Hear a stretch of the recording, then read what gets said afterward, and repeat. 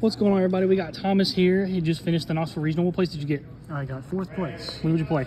I played Floowandereeze with only 2 ofs. 2 of Floowandereeze. Yes, sir. Did you have a good day? Yes, sir. I only lost once. What'd you lose to? Labyrinth, getting Eradicator. No, and, no. Skill drained. That's fair. First start. All right, let's check out the deck. Alright, so for the Floowandereeze engine, I play a very small engine. I just played 1 Talkin, 1 Stree, 2 Robina, 2 Eaglin. For the big birds, I play 1 of each of Ryza, Empin, and Apex. For the consistency Floowandereeze cards, I play 2 Advent and 2 Map, and then the power cards of Floowandereeze, 1 Unexplored and 1 Dreaming Town. Due to the fact that I've been playing this deck for a while, and my biggest issue is drawing multiple once per turn effects, Yeah. I decided to try to break it up and only play 2 ofs to prevent drawing multiples of the same card, so I could maximize the utility of every single hand. It seemed like it worked. It did, because this isn't the core of the consistency. I played quite a bit else to support the skeleton. For just pure consistency, I played 1 Gold Sark, 2 Pot of Duality, 2 Pot of Prosperity, and 2 Small World. Pot of Duality and Pot of Prosperity are given. They're amazing consistency cards. Gold Sark is essentially a boneless map, which is also a very good consistency card.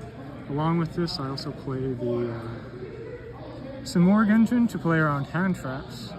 And it's also good if you draw a big bird or if you're trying to play around Gamma. And then I also play a small Dogmatica engine to also be able to have more consistency, because Nadir Servant is a pretty broken card for a deck like this. That worked out pretty good for you today? Yes, sir, it did. See in a moment, because I also play a hand trap and crossout designator. Yes, sir. Yes, sir. List, I play 1 of each hand trap and 2 crossout. Now, what's great about this is with Small World, pretty much any monster you draw with Small World, aside from Effect Veiler, you will be able to float into a Small World. Okay. If you draw this with Small World, it's not bad. That's fair. But if you draw like Crossout Designator and Nadir Servant, not only do you get Ecclesia, but you also get a free Robina due to sending some more. Along with that, for the last 3, I play just a couple of good going second and first cards. 2 Book of Moon and 1 Columbine, Super Book of Moon. Have to fly back. Yeah, was it 40 cards? Yes, sir. Straight 40. Honestly, throughout the entire day, I only bricked once, and it wasn't even a hard brick because I opened up Simorg and Empin. That's fair. So it wasn't even that bad. It performed supremely consistently, and I would recommend it unless you really don't like playing Droll, or playing against Droll.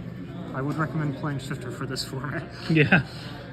For me, I played no Floodgates aside from Empin and technically the 1 Droll, because I have the Droll for Crossout, and you can't really... Did you open the Droll any? I did. Did it work? It worked once or twice. For the extra deck, pretty generic. A lot of Nadir and Ultimate Slayer targets. You got the Link Rebo, the Relinquished Anima, the Phoenix, and the Equimax for your standard Floowandereeze extra deck special summoning if you have to. Equimax is good for getting rid of those nasty, untargetable or unaffected monsters. Yeah. Honestly, playing every single one of these is really good for the Nadir package and the Ultimate Slayer. I would not cut any of them. Maybe Prima Donna with the new synchro that bounces. I don't remember the name of it. But Aggregator came up. Garuba definitely came up because it's a draw one if you already have combo with Nadir. And this also came up for just destroying a faceless spell and trap for some reason. And then, of course, you have the Small Zeus package at the end.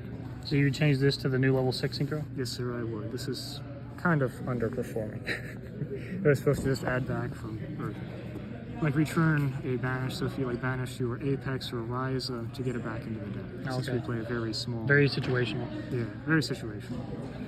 From there, I'm going to go into the side deck, which I did not really use. Didn't use the side. No, my main deck was like the best. The only cards that I actually sided in were these and these.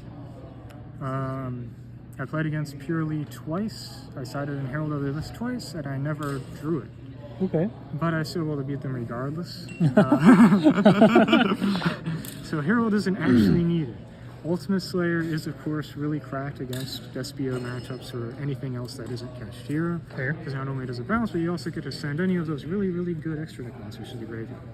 And then evenly matched, of course, is insane. Yeah. The rest of these can be swapped for anything, really. They didn't really come. Well, decks seem really cool. Yes, sir. I like the take on it. It's definitely different from most Floowandereeze builds, so you put a lot of work into it. Yes, sir. You got any shout outs? Shout out to the Chattanooga YuGiOh group, Aaron Levy, and my team that I came up with, Jacob Herbert, Corey, and Steven, and shout out to DJ Hale. Oh, DJ. He's gonna hate this deck so much because I'm only playing 2-ofs. The King DJ. Well, congratulations, Thomas.